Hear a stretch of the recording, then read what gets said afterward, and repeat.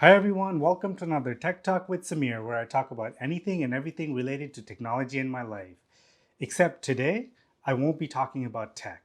I promise there will be a tech video coming out later this week, but today I just want to share a story with you guys. Those who know me personally knows that I'm a huge basketball fan, specifically a fan of the Toronto Raptors. I grew up in Toronto, and even though it's been 9 years since I moved to Texas, I remained a fan throughout the highs and lows. So before the pandemic, whenever the Raptors came to Texas, I would make an effort to attend the games. January 26, 2020 was no different. The Raptors were in Texas to face the Spurs in a late afternoon game at AT&T Center in San Antonio. With San Antonio only being 3-hour drive for me, I made sure to have a ticket for the game. I was super excited. Coming into this game, the Raptors were playing really well and I had a really good seat for this game. I spent the morning driving to San Antonio and I got there pretty early. I typically do show up at arenas before the gates open because I try to get autographs from the players as they come in and out for shoot around. This time was no different. San Antonio actually has a really great system for anyone looking to get autographs. They limit how many people can stand by the tunnel and I was one of the lucky ones. I've also done this in other arenas like Houston and Dallas. Along the way, I've gotten autographs from many Raptors players like DeMar DeRozan, Kyle Lowry, Serge Ibaka, Pascal Siakam,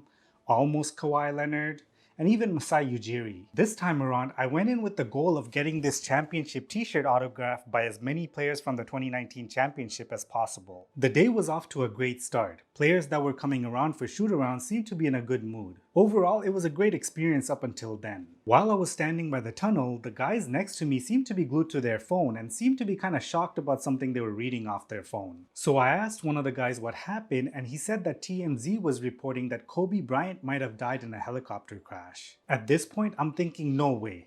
There's just no way that's legit. Just the previous night, I was watching the Lakers-Sixers game when LeBron James passed Kobe on the all-time scoring list and Kobe congratulated LeBron on social media. So in my mind, all that is still so fresh. So it was really hard for me to comprehend how someone who was so visibly alive the previous day can just suddenly be dead. It was a lot to take in, and to be honest, at the moment, despite everyone talking about it, it didn't quite sink in for me. So understandably, the mood around the arena just kind of shifted suddenly. All the fans seemed to be glued to their phone and all the players seemed to be visibly upset. You had Marc Gasol leave shoot around with his hand on his head. You had Kyle Lowry just come out on the court just to talk to the medical staff and just walk right out without even shooting around. When Fred VanVleet came out for shoot around, you could see that he was visibly upset. Like he had his hoodie on top of him. He didn't want to interact with anyone in the crowd. Same thing with Pascal Siakam. He came out in his hoodie and just walked onto the court without talking to anybody. On the other side of the court, the Spurs had actually left shoot around completely. I saw Tim Duncan earlier working with some players and I wasn't exactly paying attention, but I can imagine his reaction to the news given how many battles he had against Kobe throughout his career. Once I realized what was going on, I returned to my seat. I mean, I was pretty sure at this point that I wasn't going to get any more autographs.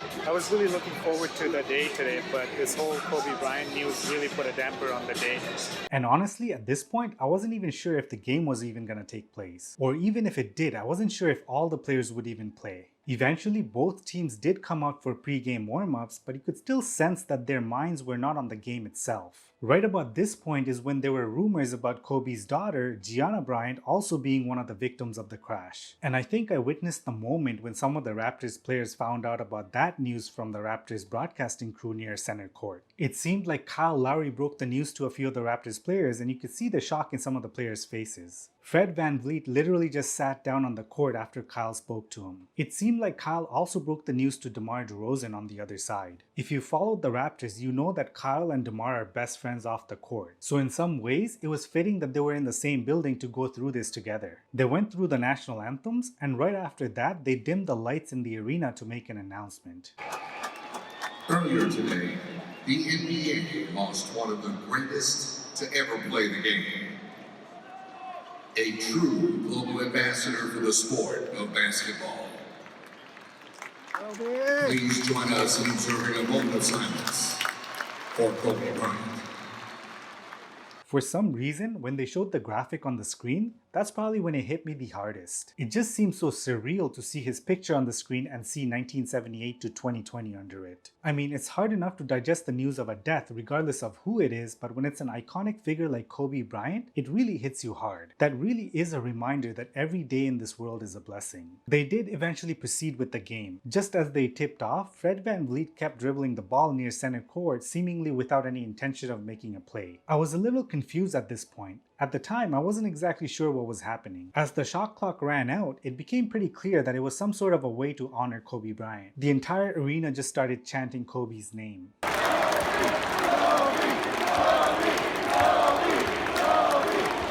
Which was pretty incredible to see given that it was San Antonio. The Spurs have had many battles with Kobe throughout the years, and it was a fan base that didn't really like him. Once the Spurs got the ball, they also proceeded to run out the 24-second shot clock in honor of Kobe. If you didn't know, Kobe wore the number 24 for the second half of his career. So both the Raptors and the Spurs used the 24-second shot clock as a way to honor him. It was after that point that the teams actually started playing, but ironically in the first possession of the game, the ball just got stuck by the shot clock with 24 on the clock. You really can't make this stuff up. After that, the game continued, and it was actually a great game. For the next couple of hours, the game served as a nice distraction from the terrible news from earlier in the day. I was actually sitting very close to the Raptors bench, close enough to even appear on TV among the crowd whenever they showed the bench. Being so close, you can really see the players' emotions throughout the game, and this game produced a lot of emotions. From the ups and downs of the game itself and the news of Kobe Bryant, I personally also went through a lot of emotions throughout the game. Pascal Siakam was going off in the first quarter and had 25 points just in one quarter, but because of everything else that was going on, it didn't even feel that significant. The game eventually became a nail-biter near the end, and the Raptors eventually pulled it off and won the game. But the entire day just felt a bit off. I know Kobe's death was one of the many terrible things that happened in 2020, and today being the 1-year anniversary of that day, I just wanted to share this story with you guys since I had a pretty unique perspective as all this was unfolding. Normally, when I hear the news of a celebrity's death, there's still a sense of separation where I don't feel too emotionally connected to the news. But there's been a few celebrity deaths in my lifetime that kinda hit me harder than others.